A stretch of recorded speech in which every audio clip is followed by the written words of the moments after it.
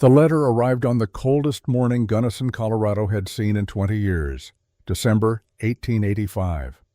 Snow fell in sheets so thick a man could lose himself walking from one side of the street to the other. Jake Mercer sat in his rented room above the saloon watching the flakes accumulate against the window glass like the weight of years pressing down on frozen ground. The envelope had no postmark, no return address, just his name and handwriting that made his blood run cold the moment he saw it. The letters were shaky, formed by a hand that trembled with either age or fear or both. Jake had seen that handwriting before, carved into his memory like scripture. 15 years might have passed, but some things a boy never forgets. The way his father shaped the letter M, the deliberate loop on the capital J, the slight rightward slant that marked every word Thomas Mercer ever put to paper. But Thomas Mercer had been dead since 1870. Jake held the envelope up to the lamplight as if the flame might reveal some trick, some forgery that would let him breathe easy again. His hands, calloused from years of ranch work and harder living, did not shake. At 26, Jake had trained himself not to shake. Not when facing down drunks with more courage than sense. Not when a horse threw him in sight of a canyon edge. And especially not when confronting the ghosts that walked through his dreams every night wearing his father's face. He broke the seal. The paper inside was cheap, the kind you could buy at any general store from here to the Kansas border. But the words were anything but common. Son, if you're reading this, I'm already gone. Samuel Cross knows what happened at Silver Ridge. Find him before winter ends. Trust no one. Your father, Thomas Mercer. Jake read it 3 times. Then a 4th. Each reading made less sense than the one before. A dead man does not write letters. A dead man does not warn his son about winter deadlines and men named Samuel Cross.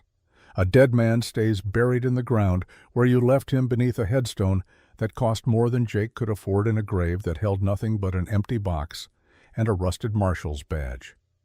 The memory came unbidden, the way the worst ones always do. Jake, at 11 years old, standing in rain that fell like judgment while the preacher spoke words that meant nothing. The coffin being lowered into mud. He stood alone, already an orphan, his mother dead since the day he was born. The townspeople whispered their sympathies, but no hand reached out to comfort him. And later, much later, when the preacher's wife took him in, she told him what everyone had hidden. There had been no body to bury, just the badge they found near the explosion site. Just ash and fragments, and the assumption that when a mine blows with a man inside, there is nothing left to recover. Jake folded the letter carefully and placed it in the inside pocket of his coat right over his heart. The weight of it felt heavier than paper should. Outside, the wind howled like something dying. The saloon below had gone quiet hours ago. Gunnison slept, or tried to, while Jake Mercer sat in lamplight and planned a journey he knew might kill him. Samuel Cross. The name meant nothing to Jake, but names rarely told the whole story. If this Cross knew about Silver Ridge, knew about Thomas Mercer, then he knew things Jake had spent 15 years trying to uncover. Things people in Colorado Territory did not speak about unless they wanted trouble. Silver Ridge had been a mining town once before the silver ran out and the people scattered like seeds on hard wind. Before the gang called Devil's Five Fingers robbed the silver transport and left 3 men dead and $50,000 gone without a trace. Before Thomas Mercer, town marshal, and the closest thing Silver Ridge had to law, died trying to chase them down. Or so the story went. Jake stood and walked to the window. The snow had not let up. It piled on rooftops and buried wagon ruts and transformed Gunnison into something unrecognizable, beautiful and deadly in equal measure. He pressed his palm against the glass, felt the cold seep through to his bones. Tomorrow he would ride to Redemption Creek. The name alone was enough to make a man reconsider his choices, but Jake had learned long ago that redemption was not something you found in a place. It was something you carved out of the world with your own 2 hands, and it always cost more than you wanted to pay. He needed supplies, ammunition, a better horse than the one he had ridden in on 3 days prior. Gunnison was small, but it had what a man needed if he knew where to look. The gunsmith shop on 2nd Street stayed open late most nights.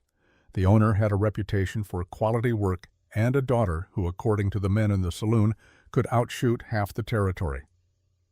Jake pulled on his coat, checked the revolver at his hip, and stepped into the hallway. The building creaked around him, old wood settling in the cold. His boots echoed on the stairs. The saloon floor below was empty, except for one drunk sleeping face down on a table and the bartender wiping glasses with the slow rhythm of a man who had nothing better to do. Neither looked up when Jake passed. The street hit him like a wall of ice. Snow drove sideways, stinging his face, clinging to his beard. He pulled his hat down low and moved toward the gunsmith shop, guided more by memory than sight. The windows glowed amber in the darkness. Someone was still working. The shop bell rang when he pushed through the door. Warmth rushed over him, carrying the smell of gun oil and wood smoke and something cooking in a back room. The walls were lined with rifles, shotguns, pistols displayed like artifacts in a museum. A workbench dominated the center of the space, covered in tools and half-assembled mechanisms that Jake could not begin to understand. A woman emerged from the back.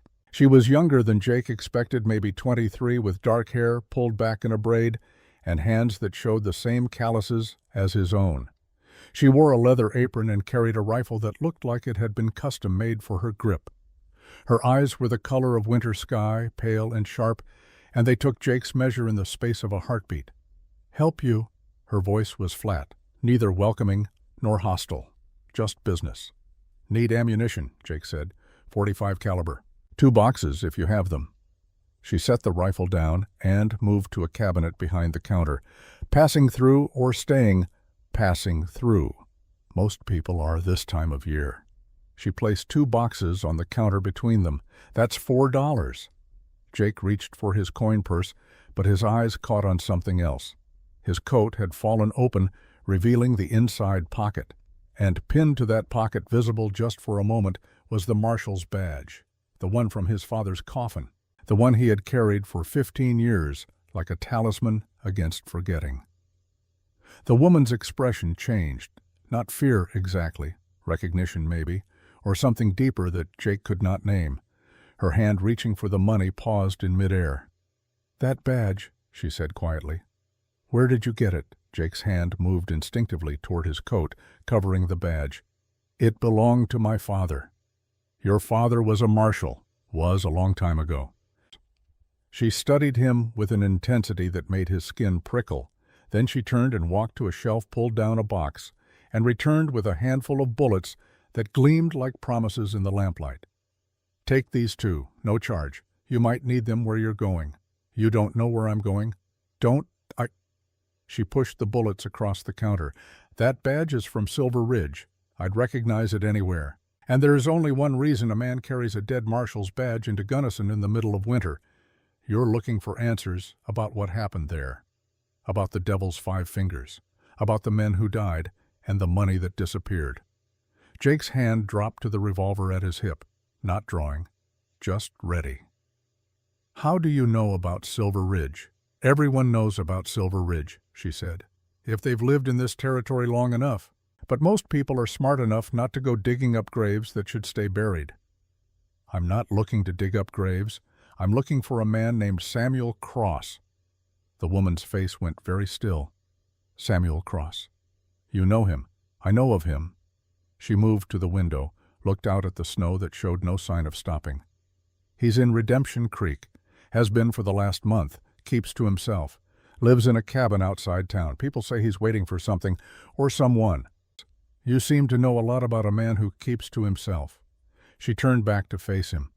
"I make it my business to know things, especially about men who wear badges they didn't earn and carry ghosts on their shoulders." The accusation hung in the air between them. Jake felt anger rise in his chest, hot and familiar, but he pushed it down. "My father earned that badge." "Did he?" She walked closer, and Jake saw something in her eyes that made him take a step back. Not aggression, sadness. "Or did he steal it, same as everything else? You didn't know my father." "No," she agreed. "But I knew mine, and my father knew Thomas Mercer, knew him well enough to die because of him."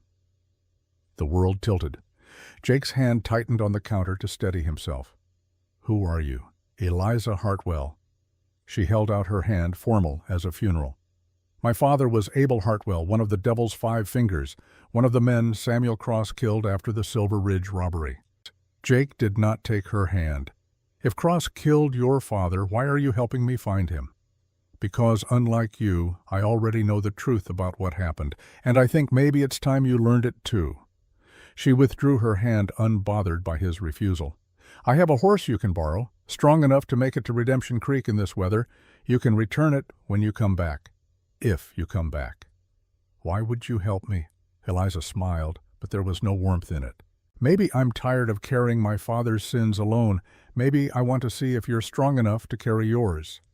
She moved to the door, opened it despite the wind that roared through. "The horse is in the stable behind the shop. Take it. And when you find Samuel Cross, ask him about the real reason the 5 Fingers turned on each other. Ask him who gave the order to kill my father. And ask him why he's been wearing your father's badge for 15 years like it might wash the blood off his hands." Jake wanted to ask more questions, but Eliza stepped back into the shop and closed the door between them. Through the window he saw her return to her workbench, pick up her tools, bend over the rifle as if he had never been there at all. On the window glass, condensation had formed, and in that condensation, barely visible, someone had traced a pattern with their finger, a 5-pointed star, the mark of the Devil's 5 Fingers. Jake's hand brushed the scar on his left palm, the burn mark he had gotten the night his father died, or the night everyone said his father died, the night the mine exploded and Thomas Mercer became a name on a headstone instead of a man who walked and breathed and made choices that rippled out like stones thrown in still water. The stable held 6 horses. The one Eliza meant for him was obvious. A gray gelding with eyes that looked almost human in their intelligence. Jake saddled it in silence, his hands moving through motions learned so long ago they had become muscle memory. The horse accepted the bit without complaint, stood patient while Jake secured his supplies. When everything was ready, he led the animal out into the storm. Gunnison disappeared behind him within minutes. The world became snow and darkness and the steady rhythm of hoofbeats on frozen ground. Jake rode north, guided by instinct and the vague directions he had gathered from saloon talk. Redemption Creek was half a day's ride in good weather. In this, it might take twice that. But Jake had time. Winter would not end for months. And according to the letter, he had, until then, to find Samuel Cross. Hours passed. The snow lessened, then stopped altogether, leaving behind a landscape transformed. Everything was white pure as a blank page, beautiful enough to make a man forget how easily that beauty could kill him. Jake's fingers had gone numb inside his gloves. His face felt frozen. But he kept riding because stopping meant freezing, and freezing meant dying. And he had not come this far to die in a snowbank without answers. The cabin appeared just as true darkness fell. It sat in a clearing surrounded by pine trees bent low under the weight of snow. Smoke rose from a chimney gray against the black sky.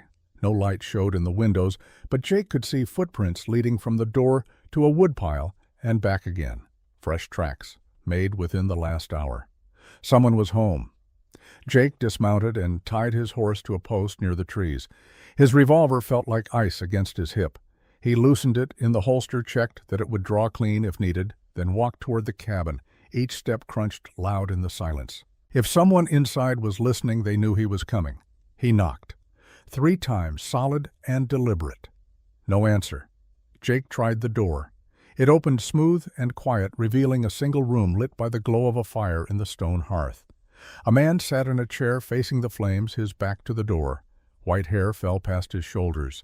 His shoulders were bent under invisible weight, not from age, but from something heavier, something only he could feel. He looked old ancient, even though he could not have been more than 50. Guilt aged a man faster than years. "Close the door," the man said without turning. "You're letting in the cold." Jake stepped inside and shut the door behind him. His hand stayed near his gun. "Samuel Cross, that's one of my names." The man rose slowly, turned to face his visitor. His face was weathered, like old leather carved with lines that spoke of decades spent outdoors. But his eyes were sharp, clear, the eyes of someone who missed nothing. "And you're Jake Mercer. You look just like your father did at your age. Same jaw, same way of standing like you're ready to fight the whole world." You knew my father. I did. Samuel gestured to a second chair near the fire. Sit. You've ridden a long way in bad weather. At least warm yourself before we get to the part where you decide whether to kill me. Jake did not sit. I'm not here to kill you. Then you're smarter than I gave you credit for. Samuel lowered himself back into his chair with the careful movements of a man whose bones ached. Most men who come looking for me want blood. Nice to meet someone who wants answers instead. I got a letter from my father. I know. I sent it. The admission struck Jake like a physical blow. You sent it, but the handwriting was his. Samuel reached into his coat and pulled out a folded piece of paper. He tossed it to Jake. Found it among his things after he left Silver Ridge. A letter he wrote to you but never sent. Figured after 15 years you deserved to know he thought about you, that he wanted to warn you. Jake unfolded the paper with shaking hands. It was older than the letter he had received, the edges yellowed and brittle. But the words were there, the same words. Son, if you're reading this, the same warning, the same signature. He's alive. I didn't say that. You didn't have to. Jake crumpled the paper in his fist. Where is he? That's a dangerous question. I don't care about danger. I care about the truth. Samuel studied him for a long moment, then nodded slowly. All right, but you're not going to like what I tell you. The truth rarely makes anyone happy. Sit down, Jake Mercer, and I'll tell you about Silver Ridge, about the Devil's 5 Fingers, about your father and the choices he made that destroyed more lives than you can count. Jake sat. The fire crackled between them, throwing shadows that danced on the walls like specters. Outside, the wind picked up again, rattling the windows. But inside the cabin, everything went very still. Even time seemed to hold its breath. It started in 1870, Samuel began. Silver Ridge was booming. The mine was pulling silver out of the ground faster than they could ship it.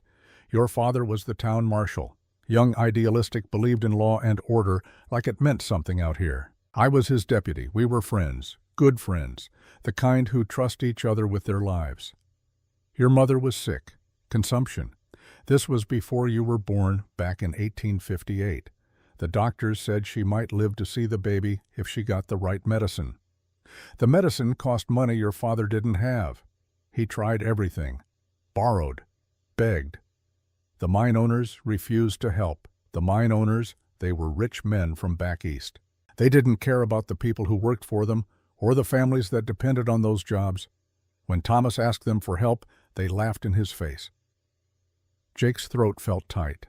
He had known his mother died young, but no one had ever told him the details, just that she passed when he was too young to remember her properly. So he stole from them. Not at first. At first he tried everything legal, took extra shifts, borrowed money he couldn't pay back, sold everything the family owned that had value, but it wasn't enough. It's never enough when you're racing death and death has a head start. Samuel reached for a cup on the floor beside his chair. He drank, and Jake smelled whiskey. Then a man came to town, called himself the Devil's Right Hand, never gave his real name. He had a proposition. The mine was shipping $50,000 in silver to Denver at the end of the month. 5 men working together could take it, split it equal, disappear before anyone knew what happened. My father agreed. Your father was desperate. Samuel's voice hardened. There's a difference. Desperation makes men do things they never imagined, things that change who they are forever. Jake leaned forward. Who were the other 3, besides you and my father and this Devil's Right Hand? Abel Hartwell, Frank Morrison, and a man named Cole Davies. Good men, most of them, or they had been before circumstances made them into something else. Samuel set down his cup. We planned it for 2 weeks, every detail, every possible problem, the route the transport would take, where to hit them, how to make it look like an outside job so no one would suspect us. And it worked. It worked perfectly. Samuel's laugh was bitter. Too perfectly. We got the silver, split it 5 ways like we agreed, $10,000 each, enough to solve whatever problems brought us to that moment. Your father could buy medicine. Abel could pay off his debts. Morrison could leave Colorado and start over somewhere clean. But something went wrong. Someone got greedy. Samuel stood and walked to the window, looked out at the darkness. The Devil's Right Hand. He wanted more than his share, wanted all of it. So 3 days after the robbery, he started killing the others, made it look like the law had caught up with them. Shot Abel in the back outside his own shop, stabbed Morrison in his sleep. Tried for your father and me, but we saw it coming. We ran. The story was taking shape in Jake's mind, pieces fitting together into a picture he did not want to see. The explosion at the mine. We lured him there, set a trap. Your father and we were going to end it. Capture him, turn him over to the real law, let justice play out. Samuel turned from the window. His face looked older than before, carved by regret. But it went wrong. The dynamite we planted went off early. The whole shaft collapsed. I got out. Your father, I thought he died in there. We never found his body, just the badge, just ash and broken timber. Jake stood his legs unsteady. But he didn't die. No, Samuel said quietly. He didn't die, and neither did the devil's right hand. The fire popped, sending up a spray of sparks.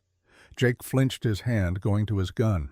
You're saying they both survived after 15 years. You're telling me my father is out there somewhere, and so is the man who tried to kill him.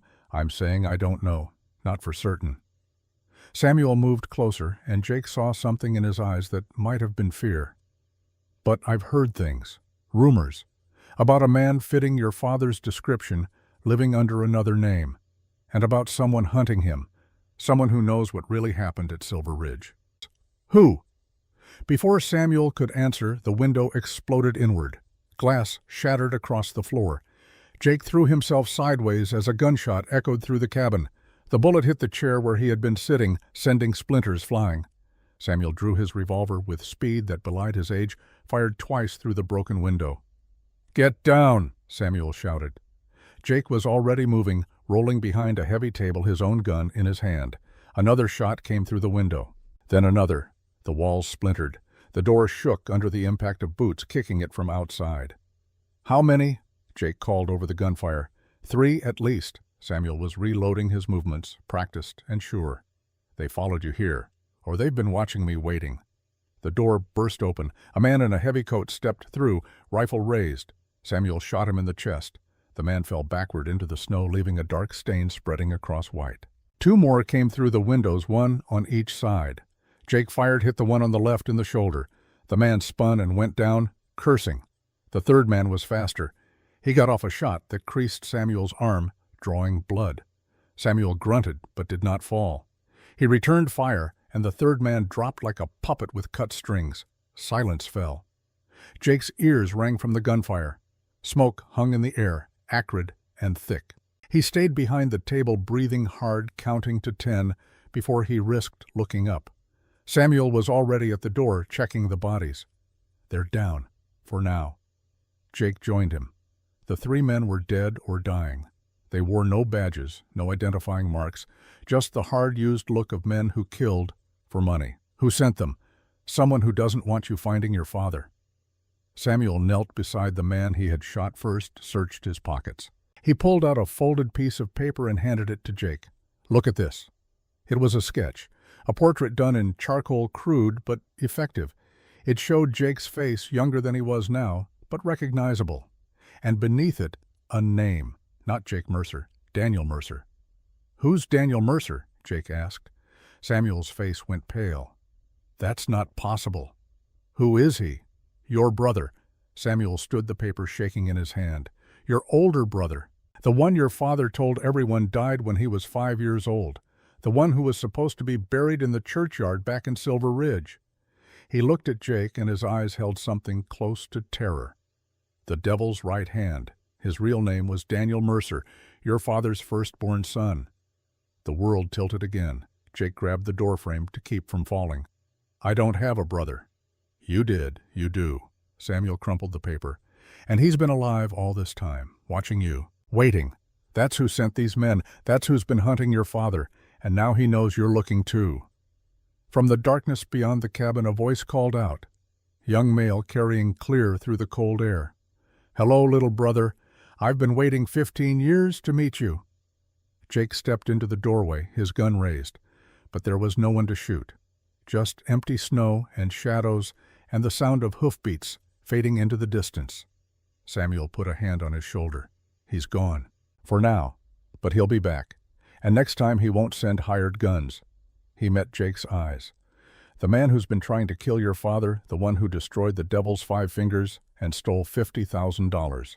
That's Daniel, your brother, and he just declared war on both of you." Jake holstered his gun with shaking hands. The letter in his pocket felt like it weighed 100 pounds, the badge heavier still. Everything he thought he knew about his family, about his father, about his own history, had just turned to ash. And somewhere in the darkness, a brother he never knew existed was hunting him. Winter had only just begun, and Jake Mercer had the terrible feeling it would be a very long, very cold season before he saw spring again. If he lived that long. The bodies lay in the snow like dark flowers blooming against white. 3 men who had woken that morning expecting to collect payment for a simple job. Track a man, kill him, collect the money, and ride away. None of them had expected to die in the cold outside a cabin that smelled of wood smoke and old regrets. Jake Mercer stood over them, his breath forming clouds in the freezing air. His hands had stopped shaking. That bothered him more than the shaking had. A man should feel something when he kills, should carry the weight of it. But all Jake felt was empty, hollowed out like someone had reached inside and scooped away everything that made him human, leaving only the machinery of survival. Samuel Cross knelt beside the first body, the one he had shot through the door. Samuel was 49 years old, though the white hair and weathered face made him look 60. 15 years of carrying Thomas Mercer's badge, 15 years of living a lie, had aged him faster than time alone ever could. Back in 1870, he had been 34, young, foolish enough to think wearing a dead man's identity would bring redemption instead of ruin. The man's coat had fallen open, revealing a leather vest underneath. Samuel pulled it aside, exposing the dead man's chest. There, burned into the skin over his heart, was a brand. 5 lines radiating from a central point, a star, or a hand with fingers spread wide. "Devil's 5 fingers," Samuel said quietly. The mark they gave every man who rode with them, back when it was more than just 5, when it was an army. Jake crouched beside him. The brand was old, the scar tissue white and raised.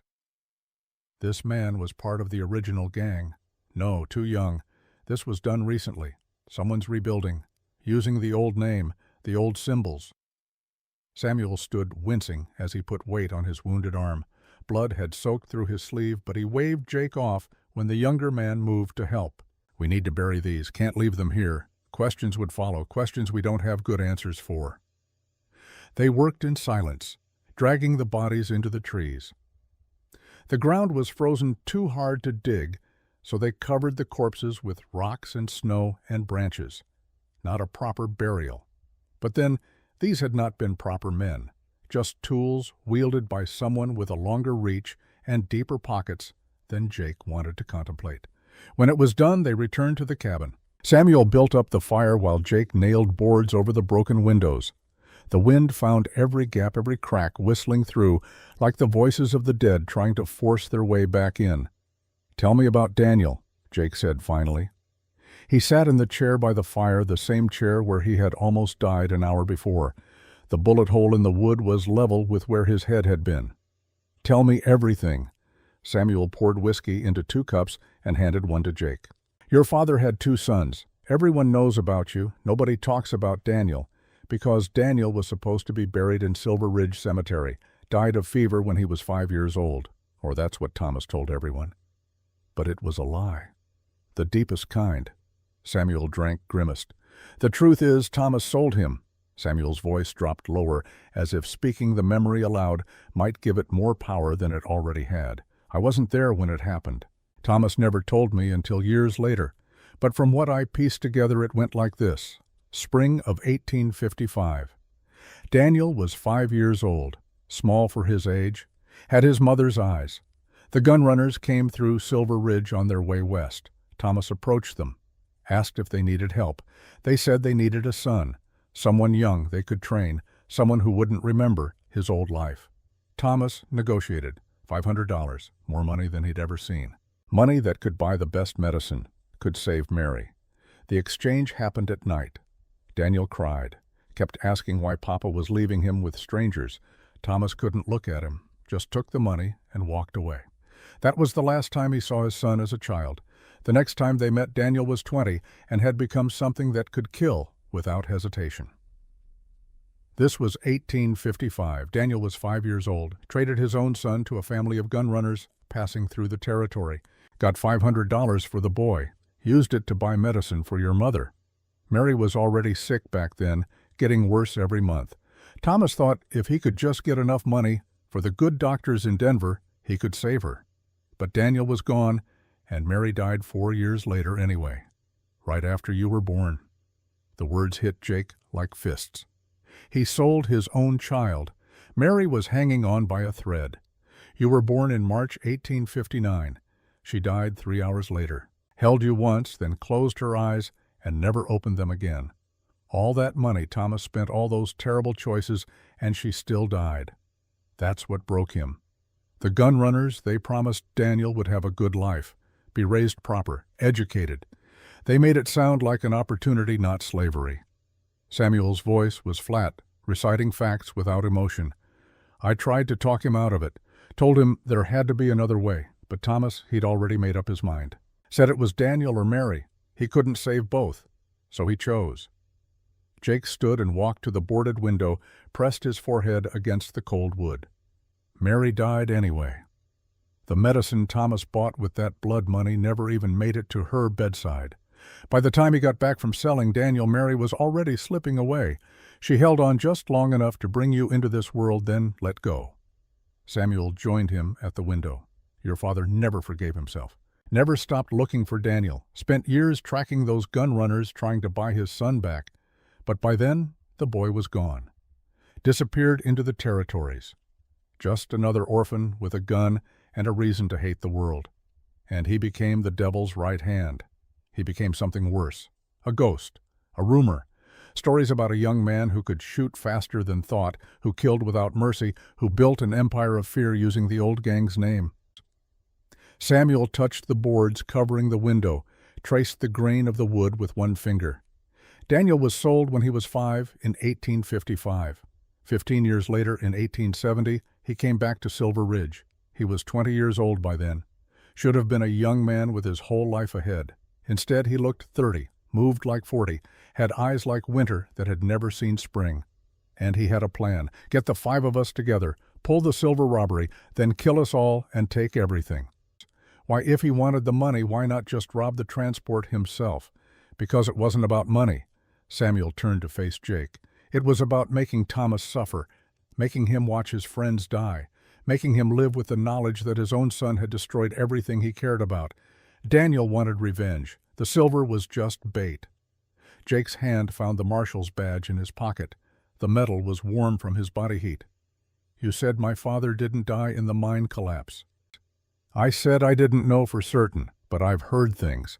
A man matching his description, living under the name William Cross, supposed to be my brother, living in Denver running a freight company.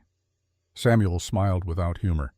I started that rumor myself, gave Thomas a new identity, a way to disappear while I stayed behind and wore his badge, pretended to be the marshal who survived, who brought justice to Silver Ridge.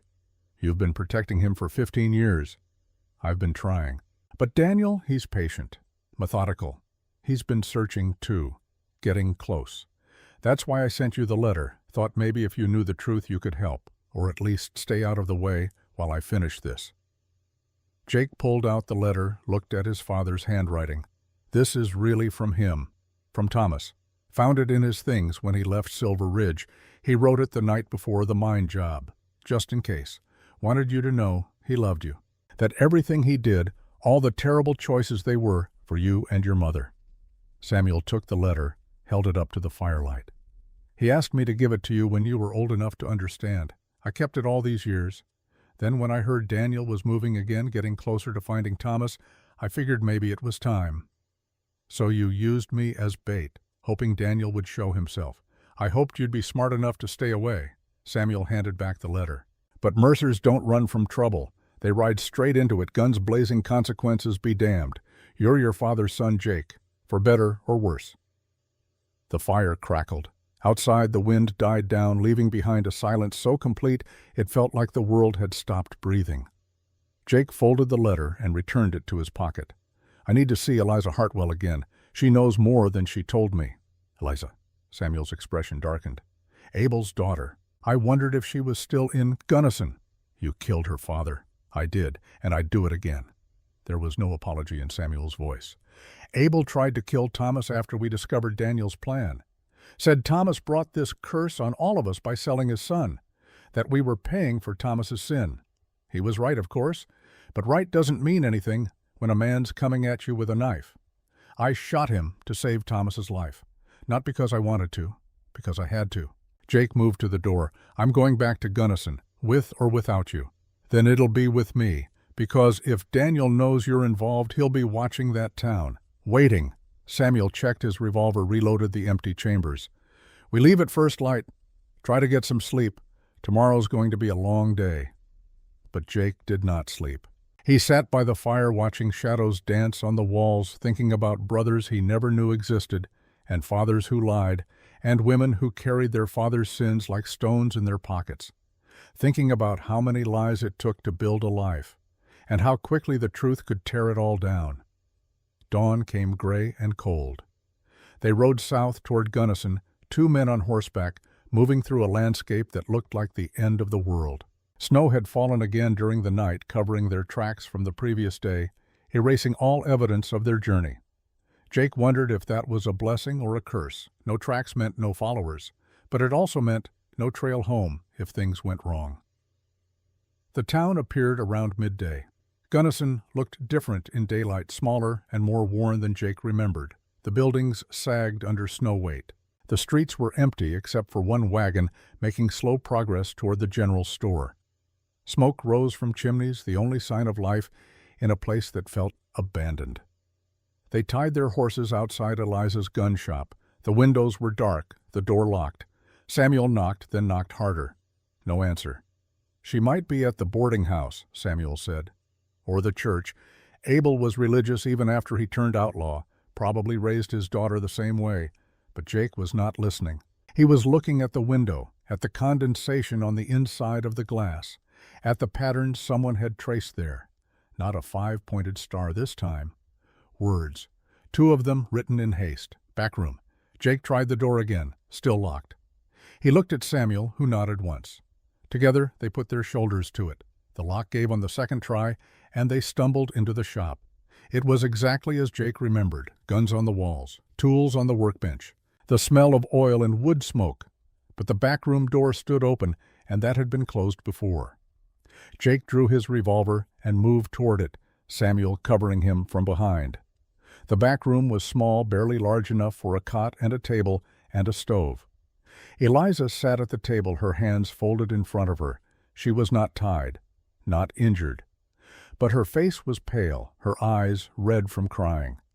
On the table before her lay a leather-bound journal, its pages yellowed with age. I was hoping you'd come back, she said quietly. I have something you need to see. Jake holstered his gun. Are you all right? Define all right. She gestured to the chairs. Sit, both of you. This is going to take a while. They sat. Eliza opened the journal, turned it so they could see the pages. The handwriting was neat, precise, the words of a man who took care with details. This was my father's. He kept it during the years he rode with the 5 fingers, wrote down everything. Every job, every man they killed, every dollar they stole. Why are you showing us this? Samuel's voice was tight. Because you need to know the truth. The whole truth, not the version you've been telling yourself for 15 years. Eliza turned to a specific page marked with a ribbon. Read this. The entry from June 1870, 3 weeks before the silver robbery. Jake leaned forward. The entry was dated June 8, 1870. His eyes scanned the words, and with each line the world shifted a little more. Thomas came to me today, said he had a plan to save us all. Get the silver. Disappear. Start over somewhere clean. I told him about the boy, about Daniel, about how the devil's right hand is really Thomas's own son come back to destroy him. Thomas already knew, said he'd known for months. That's why he wants the silver. Not for medicine, not for debt, but to buy Daniel's forgiveness. To give him enough money to disappear and leave us in peace. He still thinks love can fix what he broke. Still thinks a father's apology means anything to a son who was sold like livestock. I told him he's a fool. He agreed.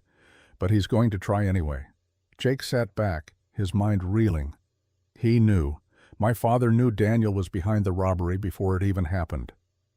Keep reading, Eliza said. The next entry was dated June 15th. Met with Daniel today, without Thomas knowing. The boy is 20 years old now, 15 years since Thomas sold him when he was just 5. Had to see if he could be reasoned with. He can't. There's nothing human left in him, just rage and cold calculation. He showed me his plan. It's brilliant and terrible. We pull the robbery, split the silver, then he kills us one by one, makes it look like we turned on each other, frames Thomas for all of it, leaves him alive to suffer, to watch everyone he loves die, to know it's his fault. I asked Daniel what it would take to stop him. He said nothing, that some debts can't be paid, only avenged. I should have shot him right there, but I'm a coward, just like Thomas, just like all of us. Your father, Samuel said slowly, kept all this from me. He kept it from everyone. Eliza turned more pages. There's more. About how Thomas tried to fake his death to save you and your mother, about how he asked my father to help him disappear, about how my father refused. Said he wouldn't help a man run from his own sins. Jake's hand trembled as he reached for the journal. What happened the night of the mine explosion? Eliza turned to the final entry. It was dated July 3rd, 1870, the day Thomas Mercer supposedly died. Tonight ends it, one way or another. Thomas and Samuel are going to confront Daniel at the mine. They think they can capture him, turn him over to the law. They're wrong. Daniel has his own men there, a dozen at least. I wanted to warn them. But Frank Morrison told me to stay out of it. Said we'd already done enough damage. He was right. So I'm writing this instead. If I die tonight, if we all die, at least someone will know the truth. I've been thinking about 1855. About the day Thomas sold his 5-year-old son. He thought he was saving Mary. Instead, he created Daniel, created the devil's right hand. 15 years of consequences for one terrible choice. Thomas Mercer was not a good man, but he was not purely evil either.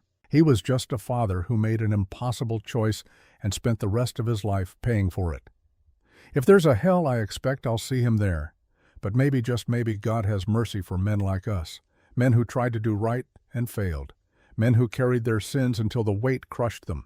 I hope so, because I'm tired, so very tired. The entry ended there. No signature, no final words, just the silence of a man who knew he was walking into death and could not find anything left to say. My father died that night, Eliza said, shot by Samuel. My mother told me years later. Said Abel had come home covered in blood. Said he'd done something unforgivable. Then Samuel showed up at our door and took him away. We heard the gunshot from inside the house. When Samuel left, my father's body was in the wagon, and Samuel was wearing Thomas Mercer's marshal badge. Samuel did not deny it. Abel tried to kill Thomas, blamed him for everything that went wrong. Said if Thomas had never sold Daniel, none of this would have happened. He was probably right. But Thomas was my friend, my only friend. I chose him over justice, over what was right. And you've worn that badge for 15 years. Eliza's voice was hard, pretending to be the hero who survived, who brought order to Silver Ridge after the gang fell apart. Do people call you hero, Samuel? Do they thank you for your service? They used to, before they forgot. Before Silver Ridge became just another ghost town, nobody remembers. Samuel met her eyes. I'm not asking for forgiveness, can't forgive myself, so I sure don't expect it from you. Jake paced the small room. His mind was working through the pieces, trying to fit them into a picture that made sense. Daniel survived the explosion. So did Thomas. What happened to everyone else? Morrison died that night, crushed when the mine collapsed. Eliza consulted the journal.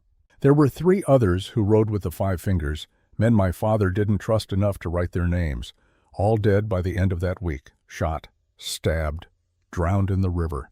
Daniel made sure there were no witnesses, no one left who could tell what really happened. Except Thomas and Samuel. Except them. And Daniel's been hunting them ever since, slowly, patiently, like a cat playing with mice. Eliza closed the journal. That's why I helped you, why I gave you the horse. Because I wanted Daniel to find you, to use you as bait to draw him out. Jake's hand went to his gun. You set me up. I gave you a choice. You chose to ride to Redemption Creek, chose to confront Samuel. I just made sure the people who needed to know would find out. She stood, moved to a cabinet, and pulled out a rifle. Not to threaten, just to show. This belonged to my father. It's the only thing I have left of him, besides this journal. And you know what? I don't even know if I loved him. He was a thief, a killer, a man who made terrible choices and paid for them with his life. But he was my father, and Samuel took him from me. I did what I had to do, Samuel said quietly. So did he. So did Thomas. So did Daniel. Eliza set the rifle down. We're all just people doing what we think we have to, and somehow we keep making everything worse. The shop's front door opened. All three of them turned, guns rising. But it was just an old woman bundled in shawls looking for ammunition. Eliza excused herself and went to help her. Jake and Samuel stayed in the back room, the journal open between them like an accusation. She's right, Jake said finally. About all of it. Doesn't make it easier to hear. Truth never is. Jake touched the journal, traced the lines of his father's name. You said you heard Thomas might be in Denver, using the name William Cross. Last I heard, but that was months ago. Could be anywhere by now. Or he could be exactly where Daniel wants him to be. Jake looked up. Think about it. Daniel's patient, smart. He wouldn't just hunt randomly. He'd set a trap. Somewhere that means something. Somewhere all of this started. Silver Ridge. Samuel's face went pale. He'd go back to Silver Ridge. It's abandoned. Perfect place for a confrontation nobody would interrupt. And it's where everything fell apart. Where Daniel died, at least in the eyes of the law. Where Thomas supposedly died too. Jake stood, checked his revolver. That's where we'll find them. Both of them. And this ends, one way or another. Eliza returned, the old woman gone. You're going to Silver Ridge. How did you know? Because it's the only thing that makes sense, the only ending that fits the story. She pulled on a coat. I'm coming with you. No. Samuel shook his head. This isn't your fight. My father's in that journal. His blood is on your hands. That makes it my fight as much as anyone's. She slung the rifle over her shoulder. Besides, you'll need someone who can shoot if things go bad. And I'm better with a rifle than either of you. Jake wanted to argue, but looking at her face, seeing the determination there, he knew it would be pointless. Some people were born to run from their father's sins. Others were born to confront them. Eliza Hartwell was the second kind. They left within the hour. 3 riders heading north toward a town that no longer existed. The sky was darkening, storm clouds gathering on the horizon. Snow began to fall again, light at first, then heavier. By the time they crossed into what used to be Silver Ridge territory, visibility had dropped to almost nothing. Samuel led them through the whiteout. He knew this land like other men knew their own faces. Every rock, every tree, every turn in the trail. They rode in silence, saving their breath for the cold. Jake's face went numb. His fingers ached inside his gloves, but he kept riding because stopping meant giving up, and he had not come this far to give up. The first building appeared like a ghost materializing from mist. The old church, its steeple collapsed, its walls barely standing. Then more buildings. The general store where Abel Hartwell had died. The saloon where the Five Fingers used to drink. The marshal's office where Thomas Mercer had once dispensed justice back when he still believed in such things. Silver Ridge was a corpse. A town that had died slow and ugly, abandoned by everyone who could afford to leave. Windows gaped like empty eye sockets. Doors hung off hinges. Snow had drifted through the streets, piling against buildings, burying whatever remained of the people who used to live here. The mine's this way, Samuel said, his voice barely audible over the wind. 1/4 mile east. That's where the vault was, where they kept the silver before transport. They found tracks in the snow, recent, made within the last few hours. Horse prints leading straight toward the mine. At least 2 horses, maybe more. Someone had come here ahead of them. Someone who knew they would follow. The mine entrance loomed out of the darkness, a black mouth in the side of the mountain. The old wooden supports had mostly rotted away. The whole thing looked ready to collapse at any moment, but light flickered inside. Firelight. And where there was fire, there were people. They dismounted and tied their horses to the remains of a fence. Eliza checked her rifle. Samuel loosened his revolver. Jake took a breath, held it, let it out slow. This was it, the end of the trail, the place where truth and lies would finally meet, and only one would walk away. They moved into the mine. Yes, sir. The passage was narrow, barely wide enough for one man. It sloped down deeper into the earth, the walls pressing close on either side. The air smelled of damp stone and old decay. Jake's hand brushed the wall and came away wet. Water seeping through cracks in the rock, the whole mountain bleeding. The firelight grew brighter. Voices echoed ahead, two men talking, their words indistinct, but the tone clear. One angry, one calm, one desperate, one coldly amused. The passage opened into a larger chamber, the old vault room where they had stored the silver before shipping it to Denver. The walls were scorched black from the explosion that supposedly killed Thomas Mercer. The floor was littered with debris, broken timber, shattered rock. And in the center of it all, a small fire burning in an old oil drum. Two men stood on opposite sides of the fire. One was old, bent with age and regret. His hair was white, his face weathered beyond his years. But Jake would have known him anywhere, would have recognized those eyes even in darkness, even across 15 years and a lifetime of lies. Thomas Mercer, his father, alive. The second man was younger, mid-30s, though the hardness in his eyes made him seem ageless. He had the same jawline as Jake, the same way of standing. But where Jake's eyes held questions, this man's eyes held only certainty. The cold, absolute certainty of someone who knew exactly what they were and what they intended to do. Daniel Mercer, Jake's brother. The devil's right hand.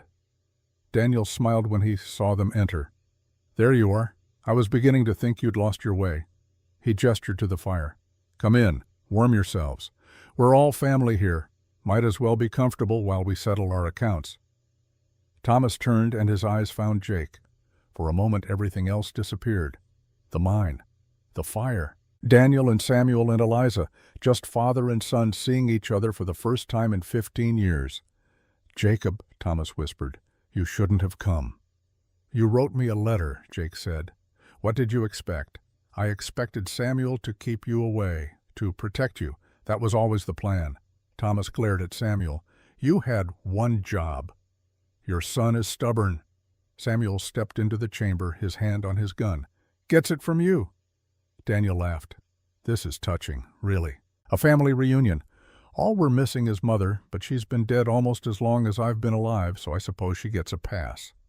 He pulled a revolver from his coat, but did not point it at anyone, just held it casually like a man might hold a tool. "Father, Samuel, little brother. And who's this? The daughter of the man Samuel murdered. Oh, this keeps getting better. Abel tried to kill Thomas," Samuel said, "because Thomas deserved to die. Still does." Daniel's smile never wavered. "But killing him quick would be too easy, too merciful.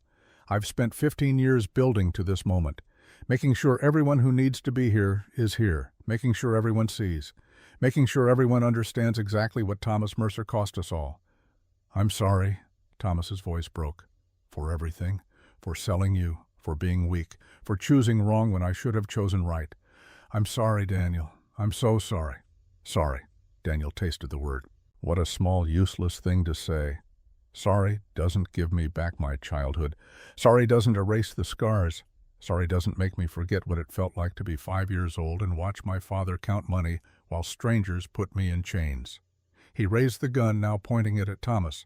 "Sorry is what you say when you spill coffee, not when you sell your own son?"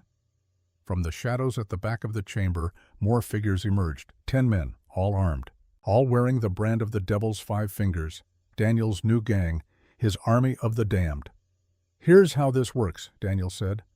"I'm going to give you all a choice. Same choice Father gave me when I was 5. Choose who lives and who dies.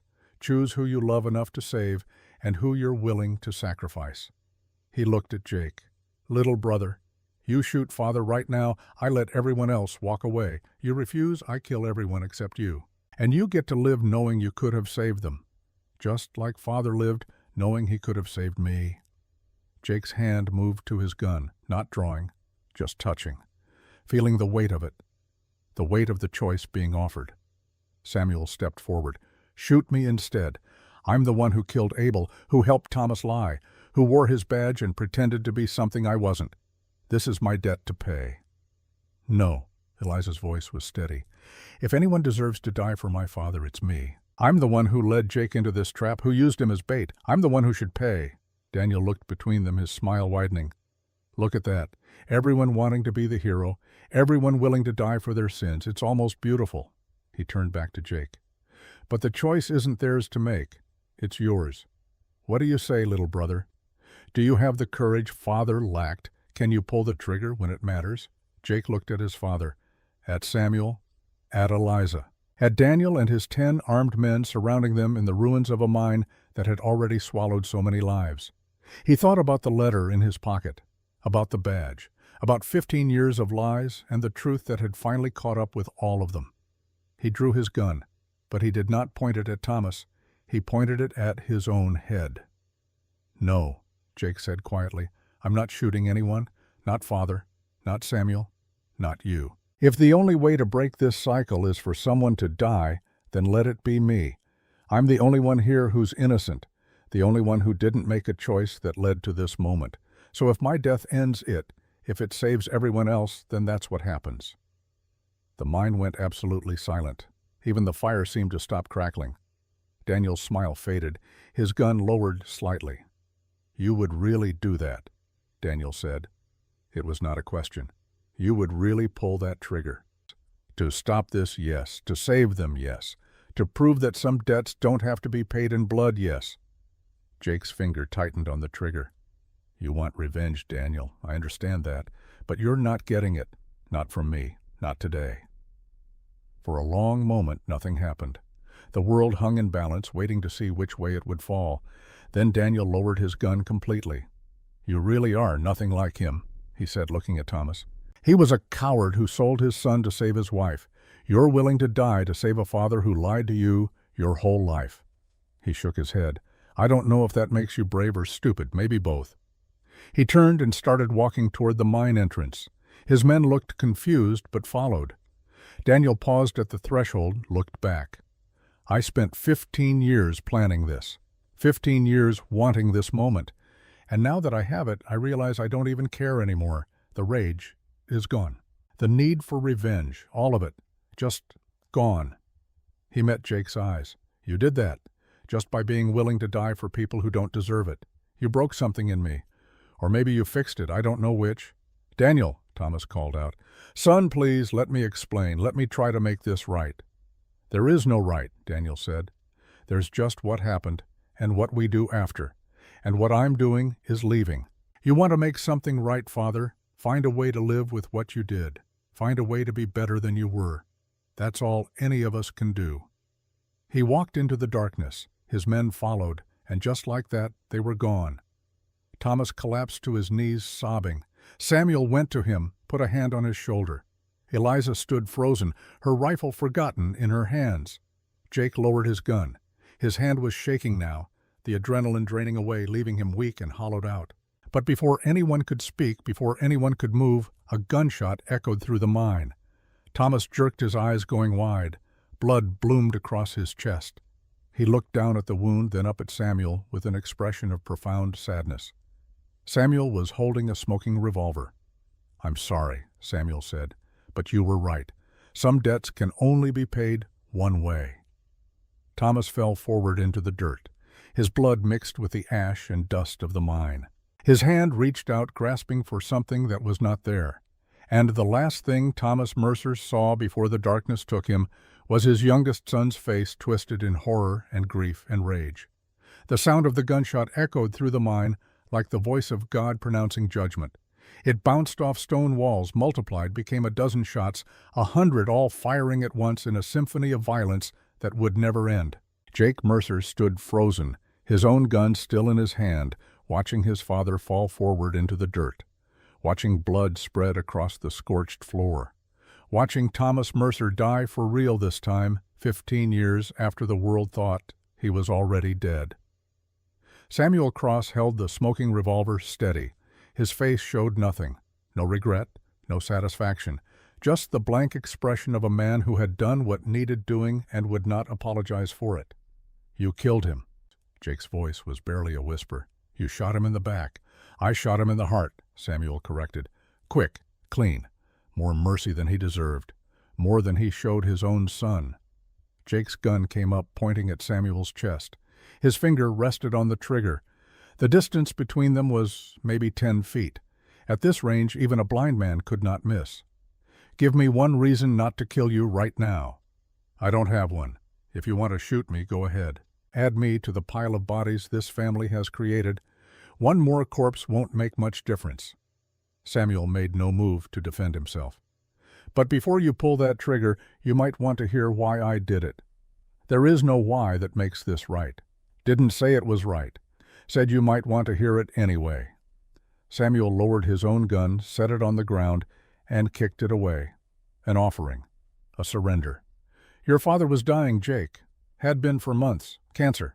Started in his lungs, spread everywhere. The doctors in Denver gave him maybe 2 weeks. Said it would be painful. Said he'd waste away slow, begging for death by the end." Jake's hand trembled. "You're lying. Check his coat pocket, left side. He's been carrying his death sentence around like a secret." Jake wanted to refuse, wanted to pull the trigger and end this conversation before it could go any further, but something in Samuel's voice, some quality of truth, made him pause. He knelt beside his father's body, trying not to look at the blood, trying not to see the way Thomas's eyes stared at nothing. His hand found the coat pocket. Inside was a folded piece of paper. He opened it, read it again because the first time his mind refused to accept what his eyes were seeing. Patient William Cross, alias Thomas Mercer. Diagnosis: advanced carcinoma. Metastasized to liver, bones, brain. Prognosis terminal. Estimated time remaining 10 to 14 days. Recommend morphine for pain management. No curative options available. The date on the diagnosis was 3 weeks ago. His father had known. Had come to Silver Ridge knowing he was going to die here. Had walked into this mine expecting it to be his tomb. "He asked me to do it." Samuel's voice came from far away through a fog of shock and grief. 2 days ago. Sent me a telegram. Said Daniel was close. Said it was time to end things. Asked me to make it quick when the moment came. Said he didn't want Daniel to have the satisfaction. Didn't want you to watch him waste away. Jake looked up from the paper. "So you just murdered him? Because he asked you to." "I kept a promise to a dying friend, same as I've been doing for 15 years. Samuel walked closer, slowly, hands visible and empty. Thomas Mercer was many things. Coward, liar, thief. But he loved you, Jake. Everything he did, every terrible choice it was, because he thought it would protect you. From Daniel. From the truth. From the weight of all these sins. He sold his own son. He did. And it destroyed him. Broke something inside that never healed. He tried to buy Daniel back. Spent years searching. Gave up everything to find the boy.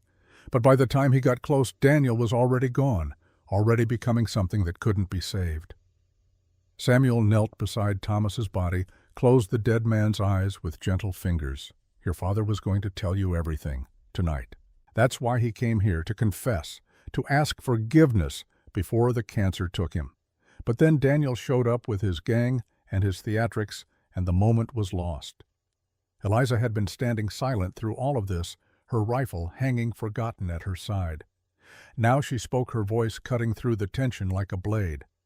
The money, the 50,000 from the silver robbery. Where is it? Samuel looked at her, surprised by the question. Gone. Daniel burned it years ago. He told you that. Daniel said he burned it, but Daniel lies, just like Thomas lied, just like you've been lying. She raised the rifle, not pointing it at anyone specifically, but making her intent clear. I've been doing research, asking questions, following trails that everyone else thought went cold, and I found something interesting. A bank account in Denver, opened in 1871 under the name William Cross. Regular deposits, small amounts. Nothing that would draw attention. But over 14 years it adds up. Eliza, Samuel's voice held a warning. Don't. Don't what? Don't tell the truth. Seems like we're done with lies, Samuel. Done with secrets. She pulled a folded paper from her coat. This is a bank statement. I have friends in Denver, friends who owe my family debts.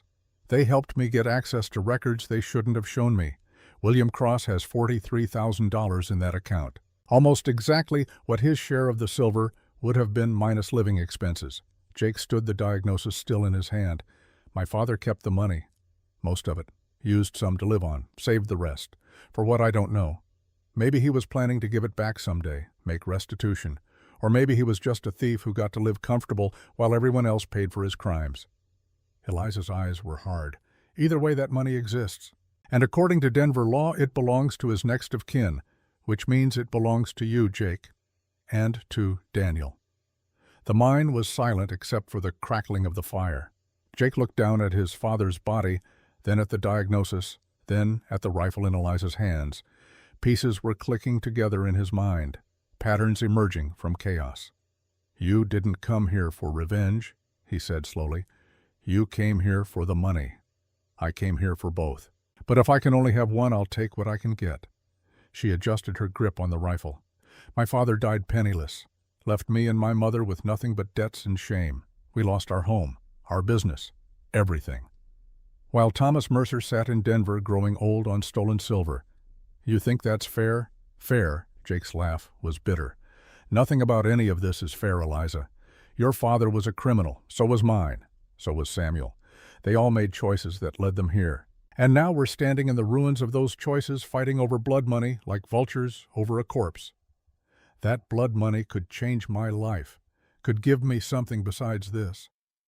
She gestured at herself, at the worn coat and the calloused hands and the weight she carried. "I didn't choose to be Abel Hartwell's daughter, didn't choose to inherit his debts, but I'm living with the consequences anyway, same as you, same as everyone touched by the devil's 5 fingers. Footsteps echoed from the mine entrance. All 3 of them turned weapons, rising. Daniel Mercer emerged from the shadows alone. His men had not followed him back. He walked slowly, deliberately, his eyes taking in the scene. Thomas's body on the ground, Jake standing over it, Samuel and Eliza with guns drawn, the fire burning low in the oil drum. "I heard a shot," Daniel said. "Thought maybe little brother had found his courage after all. But it was you, Samuel. Of course it was you. Always cleaning up Thomas's messes, always protecting him, even from himself." "He was dying," Samuel said. "We're all dying. Some of us just take longer than others." Daniel knelt beside Thomas's body, reached out, touched his father's face with surprising gentleness. "I wanted to hate him forever. Wanted that rage to keep me warm through cold nights. But looking at him now, all I feel is tired. So very tired." "The money," Eliza said. "Did you really burn it?" Daniel smiled without looking up. "My share. Yes, $10,000 turned to ash. Watched it burn for hours. Felt like baptism. Like maybe if I destroyed what he sold me for, I could destroy the hold it had over me." He stood, brushed dirt from his knees. "But I always knew Thomas kept his share. Knew Samuel probably did too. Didn't care. Money was never the point. The point was making them understand what they took from me, what they can never give back." "Understanding doesn't pay debts," Eliza said. "No, but it pays a different kind of price." Daniel looked at Jake. "You really would have done it. Would have pulled that trigger and blown your own brains out just to stop this. I watched you, saw it in your eyes. You weren't bluffing." "No," Jake agreed. "I wasn't." "Why? You don't owe these people anything. Thomas lied to you your whole life. Samuel enabled him. I'm a stranger who tried to kill you. Why would you die for any of us?" Jake had been asking himself the same question. The answer came to him now, clear as winter sky. "Because someone has to break the cycle. Someone has to choose different. If everyone just keeps taking revenge for old wrongs, it never ends. The violence just goes on and on, generation after generation, until there's nothing left but graves and ghosts." Noble words. Daniel drew his revolver, but held it loose, pointed at the ground. "Let's test them. I changed my mind, little brother. I want my revenge after all. But not on Thomas. He's beyond my reach now. Beyond everyone's reach." He raised the gun, pointed it at Samuel. "I want the man who killed Abel Hartwell, the man who helped Thomas hide, the man who wore a stolen badge and pretended to be something he wasn't. I want Samuel Cross dead. And you're going to be the one to do it." "No." Jake's voice was flat. "No." Daniel's eyebrows rose. Just like that, no negotiation, no asking what you get in return. I'm not killing anyone for you, not Samuel, not Eliza, not myself. You want him dead? Pull your own trigger, but you'll have to go through me first. Daniel studied him for a long moment. Then he shifted his aim to Jake's chest. You're really willing to die for a man who just murdered your father? My father asked him to do it. That makes it different. Not right, not forgivable, but different. And I'm not going to add another body to this pile just because you want closure. Jake's hand tightened on his own gun. He had not holstered it, had not lowered it. The barrel pointed at the ground between them, neutral territory. You said you were tired of the rage, tired of all of this. I believe you. So prove it. Walk away. Let the dead stay dead, and the living try to figure out how to keep living. For a moment the mine held its breath. The fire crackled. Water dripped somewhere in the darkness. Daniel's finger rested on the trigger. 1 pound of pressure, maybe less. That was all it would take. Then Daniel lowered his gun. You're right, he said quietly. I am tired. And killing Samuel won't change anything, won't bring back the 15 years, won't make me 5 years old again, innocent and loved. It's just more violence, more blood, more weight to carry. He looked at Samuel. You get to live, old man, not because you deserve it, but because I'm choosing mercy over justice, same mercy you never showed my father. I never claimed to be merciful, Samuel said. No, you claimed to be a marshal, claimed to be lawful. But you were just another outlaw with a badge, just another liar in a territory full of them. Daniel holstered his gun. Keep the badge. Keep your lies. See if they bring you comfort when you're dying alone, same as Thomas. He turned to leave, but Eliza stepped in front of him. The money. You're just going to let them keep it, let it sit in some bank while people who actually deserve restitution get nothing. I don't care about the money. Well, I do. That's my father's share, my inheritance, and I'm not leaving here without it. She raised the rifle, pointed it at Jake. Sign over the account, right now. I brought papers, legal transfer of funds. All you have to do is put your name on it, and we're done. Jake looked at the rifle, at Eliza's face hard with determination, born of years of poverty and shame. At the journal still visible in her coat pocket, her father's confession reduced to a weapon. And if I refuse, then I shoot you.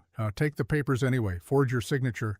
It's not like anyone's going to investigate too closely. William Cross is dead, has been for hours. By the time anyone finds his body, I'll be in Denver withdrawing the money. You'd kill me for $43,000.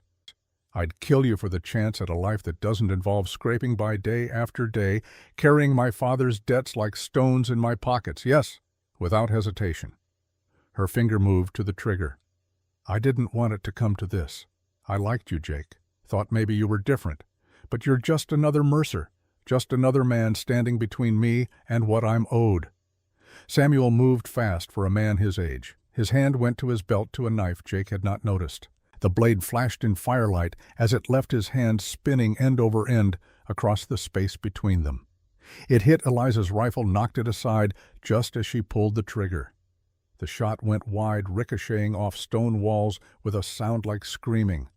Eliza stumbled backward, fighting for balance, and Daniel was there, his arm around her throat, his gun to her temple. Drop it, he said quietly.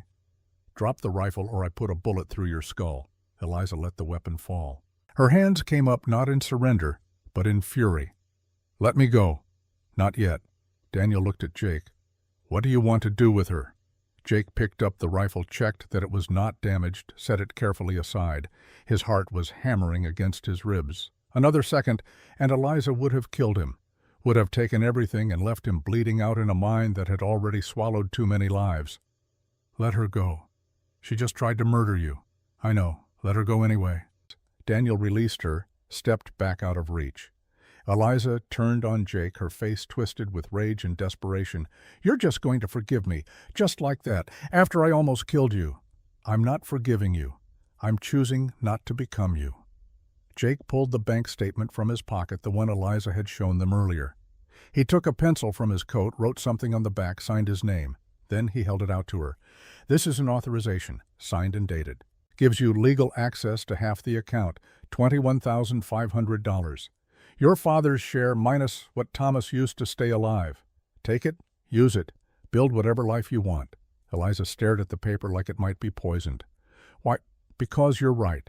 You didn't choose to be Abel Hartwell's daughter. Didn't choose to inherit his debts or his shame. And maybe, just maybe, if someone shows you mercy you don't deserve, you'll learn to show it to someone else someday. Break the cycle. Same as I'm trying to do. She took the paper with shaking hands, read what he had written, looked up at him with eyes that were suddenly wet. This is real. You're really giving me half. I'm giving you a chance. What you do with it is up to you. Jake turned away from her toward his father's body. Now get out, all of you. I want to be alone with him, just for a few minutes. Then we'll figure out what comes next. Daniel moved toward the exit, then paused. What about the other half, your share? What are you going to do with it? I don't know yet. Maybe give it back to the mine owners. Maybe donate it to the families of the men the Five Fingers killed. Maybe burn it, same as you did. Jake knelt beside Thomas, straightened his father's coat, folded his hands across his chest. But whatever I do, it won't be for revenge. Won't be to hurt anyone. It'll be because I chose it, not because some dead man's choices left me no other option. Daniel nodded slowly. You really are different, little brother. I don't know if that makes you strong or foolish, but I respect it. He walked to the mine entrance, stopped at the threshold. If you ever need anything, if anyone comes after you because of what happened here, you send word, I'll come. We're family whether we like it or not, and family for all its flaws is supposed to protect each other. Then he was gone. Eliza followed, clutching the authorization like a lifeline. Samuel started to leave as well, but Jake called him back. Wait. Samuel turned. Yes? The badge, my father's badge. Give it to me. Samuel reached into his coat, pulled out the tarnished piece of metal he had been wearing for 15 years. He held it for a moment as if reluctant to let it go. Then he handed it to Jake. What are you going to do with it? Bury it with him. Let it rest. Let all of this rest. Jake looked up at the old man who had been his father's friend, his accomplice, his executioner. What will you do now? Where will you go? Don't know. Never really thought past this moment. Always figured I'd die in this mine, same as everyone else. But here I am, still breathing, still carrying all these sins. Samuel touched his wounded arm, the one that had been creased by a bullet during the attack at the cabin. Maybe I'll go back to Redemption Creek. Live in that cabin until the cold or the loneliness or the weight of memory kills me. Seems fitting. A man named Cross living in a town called Redemption, waiting for something he'll never receive. You could choose different, same as I'm trying to. I'm 49 years old, Jake, but I feel 64. I've been making the same choices for so long, I don't know how to make different ones, says. You're young, still have time to change. Me? He shook his head. I am what I am. And what I am is a man who killed his best friend because that friend asked him to, who wore a stolen badge and called it honor, who survived when better men died.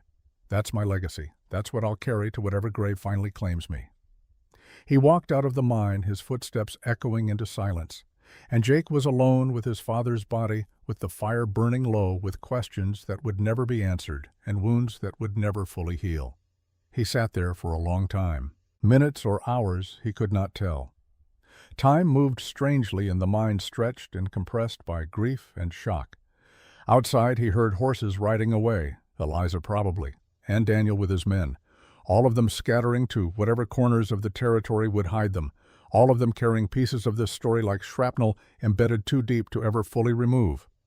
When Jake finally stood, his legs were stiff from sitting on cold stone. The fire had burned down to embers. Shadows pressed in from all sides.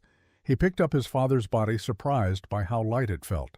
Cancer and age had wasted Thomas Mercer away to almost nothing. Jake carried him out of the mine into the clean, cold air of a Colorado night.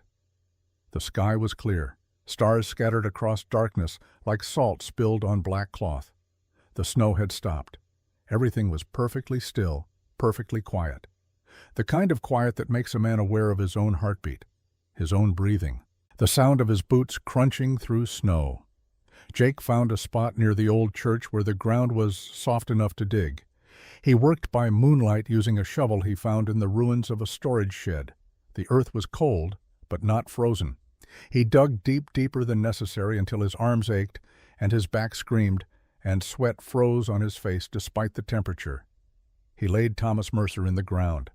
arranged his father's hands across his chest, placed the marshal's badge over his heart. Then he filled in the grave one shovelful at a time until the hole was covered and the earth was level. There was no marker, no headstone, no words spoken over the grave, just silence and snow, and the knowledge that this time Thomas Mercer was really dead, really buried, really gone. Jake stood there until the eastern sky began to lighten. Dawn came gray and cold, the sun hidden behind clouds, a new day beginning indifferent to human grief, indifferent to the choices that had led to this moment. He walked back to where he had left his horse. The animal was waiting patient as stone. Jake mounted up, turned the horse south, and rode away from Silver Ridge. He did not look back.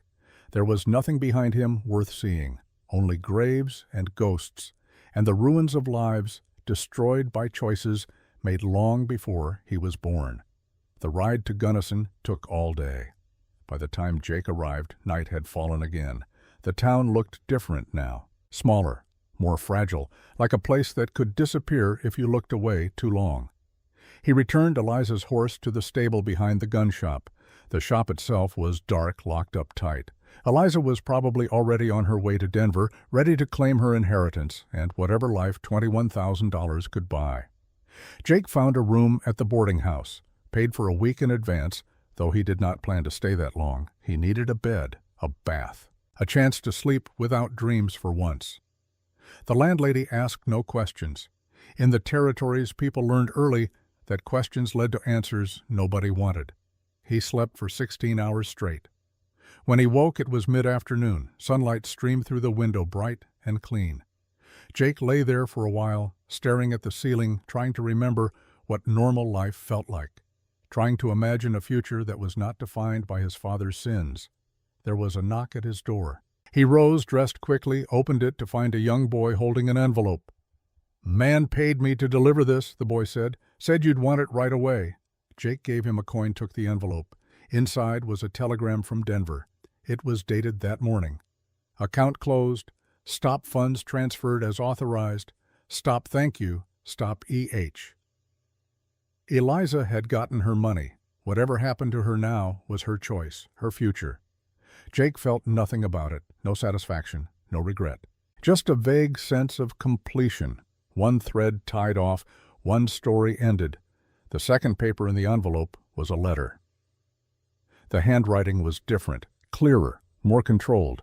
"Little brother, I've been thinking about what you said, about breaking cycles, about choosing different. You were right. So I'm making a choice. I'm leaving the territories, going east, maybe all the way to the coast. Start over somewhere nobody knows the name Mercer or Devil's Five Fingers. Build something clean, something good. I don't know if I'll succeed. Don't know if a man like me can ever really change, but I'm going to try. Because you showed me it's possible. You stood in that mine and chose mercy when you had every right to choose violence. That took courage I don't have. But maybe I can learn. If you ever need me, send word to the address below. I'll come running. We're brothers. That has to mean something, even if it's something broken. Especially if it's something broken. DM." Below the signature was an address in San Francisco. Jake read the letter twice, then folded it carefully and put it in his pocket with his father's diagnosis and the authorization he had signed for Eliza. Evidence. Proof that all of this had really happened. He spent 3 more days in Gunnison settling his affairs. He sold his guns, all except one revolver that he would keep for protection on the road. He bought a ticket on the stage heading south to Denver. From there, he would figure out where to go, what to do, who to become now that he was no longer defined by the search for his father. On the morning of his departure, Jake walked to the gun shop one last time. The door was locked, but he could see movement inside. Someone working at the bench. He knocked. Eliza opened the door. She looked different, rested, like a weight had been lifted. "Jake, I didn't expect to see you again. Just wanted to make sure you got the money." "I did. Thank you for that. For the mercy I didn't deserve." She stepped aside. "Come in, please." He entered the shop. It smelled the same, oil and wood smoke and the particular scent of metal being worked by careful hands. Eliza poured coffee from a pot on the stove, handed him a cup. "I'm leaving Gunnison," she said. "Going to Denver, opening a shop there. Bigger market, more opportunities. Figure I can make something of myself now, something that isn't defined by being Abel Hartwell's daughter. That's good. What about you? Where will you go? Jake sipped the coffee. It was strong bitter, exactly what he needed. Don't know yet. Maybe east, maybe west. Maybe I'll just wander for a while, see the country, figure out who I am when I'm not hunting ghosts. You could stay, work with me. I could use a partner, someone I trust. She met his eyes. I know I tried to kill you. No, I don't have any right to ask, but you gave me a second chance. Maybe I can give you one too. A chance to build something, be part of something, instead of just running away. It was tempting. Jake could see it clearly. A life in Denver, working with his hands, building a business, maybe even building something more with Eliza if they could find a way past the violence that had brought them together. But he knew it would not work. Not yet. Maybe not ever. There was too much history, too many ghosts. I appreciate the offer, he said, but I need to be alone for a while. Need to figure out who I am before I can be anything to anyone else. Eliza nodded. I understand, but the offer stands. If you change your mind, if you ever want to stop running and start building.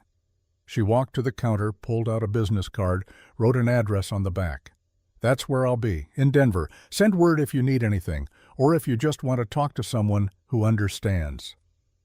Jake took the card, added it to the collection of papers in his pocket. Thank you. For what? For being honest. Even when it almost got me killed. Honesty is rare, worth something, even when it hurts. He left the shop and walked to the stage depot. The stage was already loading. Other passengers climbed aboard strangers, heading to unknown destinations for unknown reasons. Jake took a seat by the window. As the stage pulled away from Gunnison, he looked back one last time. The town was already fading, becoming memory, becoming story. In a few years, nobody would remember what happened here. The gun shop would close or change hands. The boarding house would burn down or fall apart. The people would scatter, and Silver Ridge, that ghost town in the mountains where it all began, would be forgotten completely. But Jake would remember, would carry the weight of these days for the rest of his life, the weight of choices made and not made, of mercy given and received, of a father who died twice and a brother who survived against all odds. The stage rolled south through country Jake had never seen before. Open plains giving way to foothills, foothills giving way to mountains. The landscape constantly changing, constantly new. He watched it all pass this territory that had shaped him, that had broken him, that had forced him to become something other than what he thought he was. Night fell. The other passengers slept. Jake stayed awake, staring out the window at darkness broken only by starlight. Somewhere out there, Daniel was riding toward a new life. Samuel was sitting alone in a cabin waiting for death or redemption, whichever came first. Eliza was planning her shop, her future, the life she would build with blood money turned clean by time and distance. And Thomas Mercer lay in an unmarked grave, his sins buried with him, his legacy scattered across the territory like seeds that might grow into something beautiful or something terrible or nothing at all.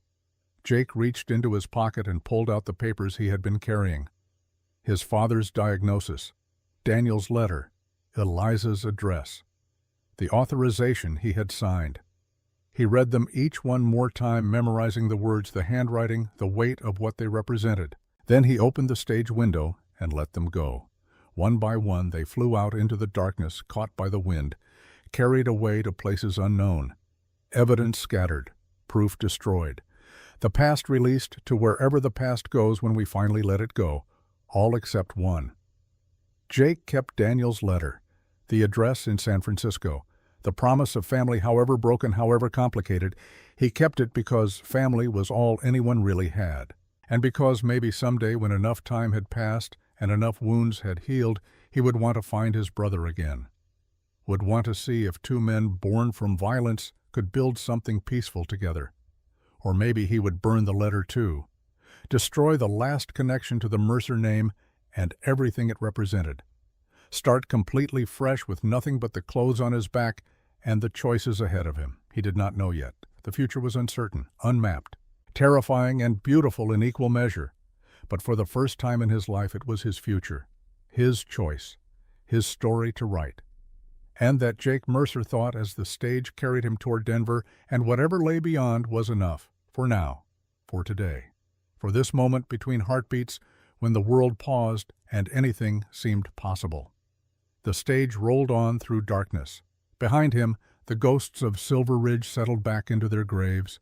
Ahead, the lights of Denver began to glow on the horizon. Between those 2 points, past and future, Jake sat and breathed and existed. Just a man. Just one more soul trying to find his way in a territory that forgave nothing and remembered everything. Trying to be better than the men who came before him. Trying to choose mercy over vengeance. Peace over violence. Life over the slow death of carrying other people's sins. He did not know if he would succeed. Did not know if any man could truly escape his father's shadow or his brother's rage or his own capacity for darkness. But he was going to try. And maybe, just maybe, that was enough. The stage reached Denver 3 days later. Jake stepped down onto streets crowded with people and possibility.